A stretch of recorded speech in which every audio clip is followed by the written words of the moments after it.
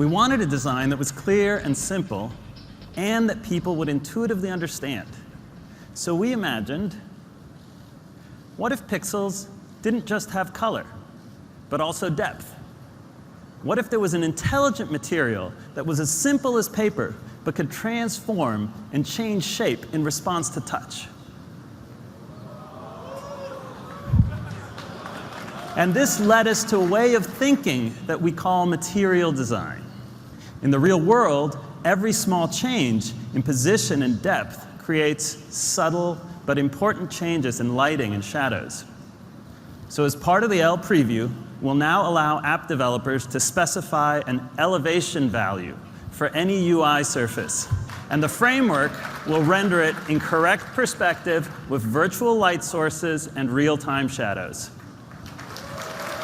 Material design is beautiful and bold because clean typographic layouts are simple and easy to understand.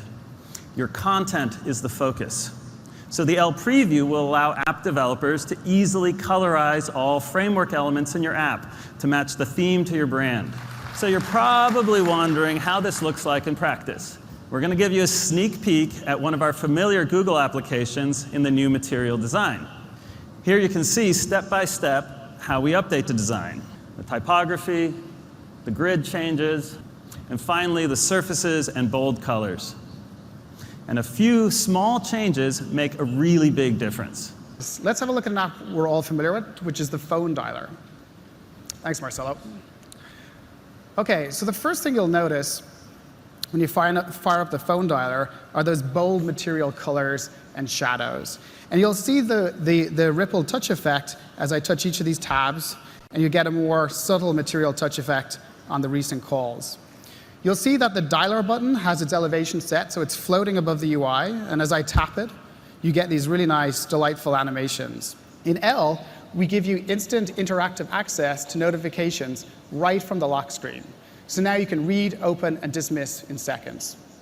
I can swipe down, and I get my full list of notifications. And we've done a clever thing here where we've merged the notification shade, so something that's been in Android since 1.0, with the lock screen. And so from here, I can double tap on a notification to launch the corresponding app.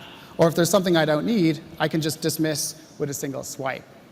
And to unlock the phone, well, this is just the notification shade. So you just swipe it away, and you're straight into the device. Fast and simple. In L, we're introducing a new concept we call personal unlocking. And personal unlocking enables the device to determine if it's in a trusted environment, say in the owner's hand or beside the owner on a table. Personal unlocking uses signals such as locations you designate, Bluetooth devices that are visible, even your unique voice print. So I currently have a pattern lock on this device, but because I'm wearing a Bluetooth watch, my phone knows it's me who's present, and so it doesn't challenge me with an unlock. So for example, if I just swipe up, the phone will unlock just like that. If I take my watch off, let me just hand it to Marcelo. OK, so now my phone can no longer see the watch. And because of that, my phone cannot ascertain if it's me who's present. As a result, my phone will lock down its security. So now when I go to unlock the device, it presents me with a pin lock. It's a really great feature. The last performance enhancement I want to take you through is on battery. And we've worked hard to make sure that the battery keeps up with the performance. And of course, there are a variety of systems and components that tax the battery on a modern phone or tablet. So Wi-Fi radios, cell radios, GPS, CPU, et cetera. You can't improve unless you can measure. So we created a tool that we call Battery Historian. And it helps you visualize on a time axis the battery usage information. Now you can correlate battery discharge with what was happening to the device at the time. And then finally, we've added a new battery saver mode in L. So battery saver allows you to clock down CPU, the refresh rate, even turn off background data to conserve battery. And you can trigger it manually or configure it to come on automatically when the battery level is low. So battery saver is really great if you're about to embark on a long hike or maybe a long protest, and you say you want the battery to last even longer.